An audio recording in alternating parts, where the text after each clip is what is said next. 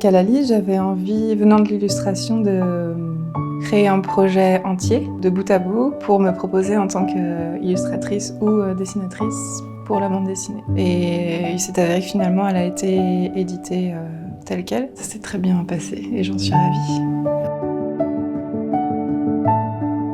Il n'y a pas de texte en fait, j'avais envie de faire quelque chose de muet parce que je n'étais pas forcément à l'aise avec le scénario, le texte, le choix des mots surtout. Donc j'ai imaginé une histoire muette, quelque chose qui sorte de l'univers commun.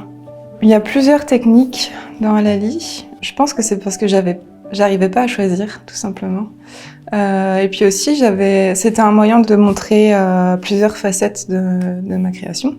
Je pouvais faire autant de la couleur un peu pointilleuse que du noir et blanc plus jeté et plus fort. J'ai utilisé d'ailleurs un tampon pour la robe du personnage de Halali, du personnage féminin.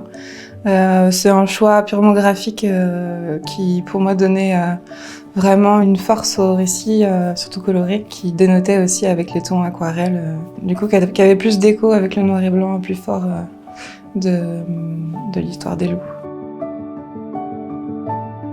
Illustrer des animaux, c'est ce que je préfère. Les animaux, la nature, des animaux sauvages, bien sûr, surtout.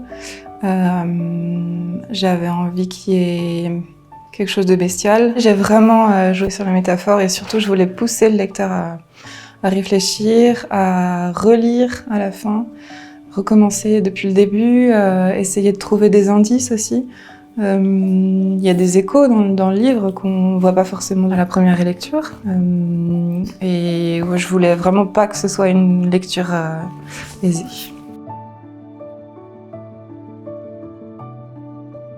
J'ai l'impression qu'entre Halali et le désert d'Ata, j'espère avoir progressé. Et je travaille surtout sur le trait, juste.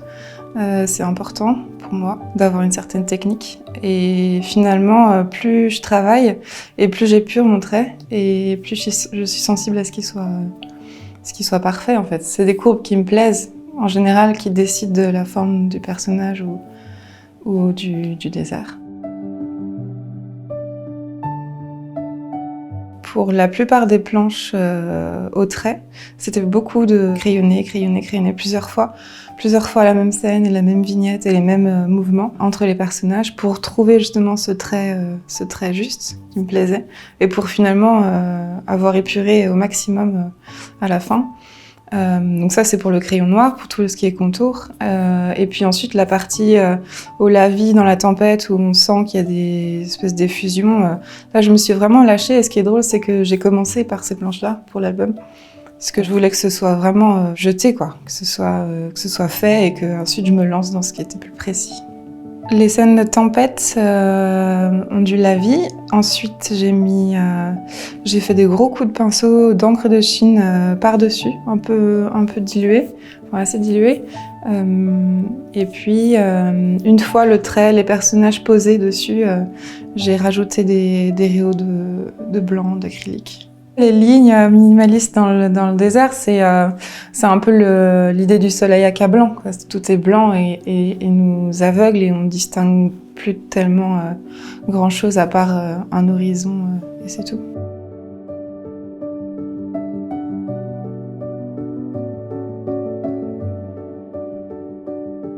La rencontre entre Ata et Jaël, c'était assez agréable à dessiner parce que pour moi, Ata, est-ce qu'il existe, est-ce qu'il n'existe pas, on ne sait pas tout à fait. Pour moi, il est vraiment une autre proportion de Jaël qu'elle imagine, un mirage. Finalement, elle l'attend dans ce désert, elle l'a créé elle-même. Comme elle l'a créé, elle fait corps avec. C'est pour ça que ça a trait un peu à la danse, au corps à corps.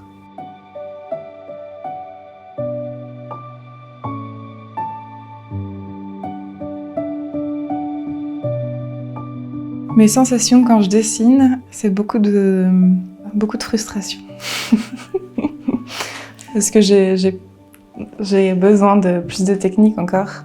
J'ai envie d'avancer, de progresser et c'est assez délicat de s'y mettre en fait. Parce que je sais que les premières heures vont être difficiles. Mais quand ça aboutit et que je suis à peu près satisfaite, ce qui n'est pas non plus si courant, je suis contente.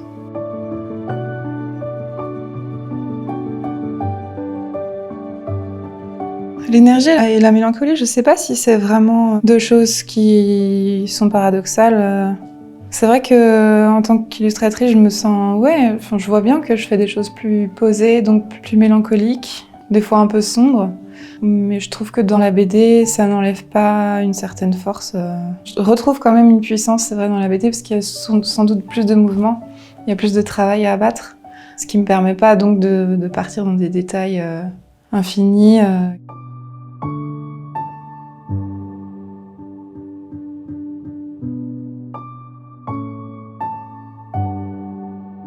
Bon, en général, je suis assez mélancolique. Mais finalement, en fait, avec le temps, plus je lis et plus je rencontre des gens de la BD, plus je me rends compte que par rapport à avant, je pensais que j'avais envie de progresser esthétiquement et techniquement. Je trouve que l'histoire, finalement, prend plus de sens. Et j'ai envie de travailler à écrire, de travailler à écrire des choses touchantes et fortes et qui donnent envie d'en lire plus.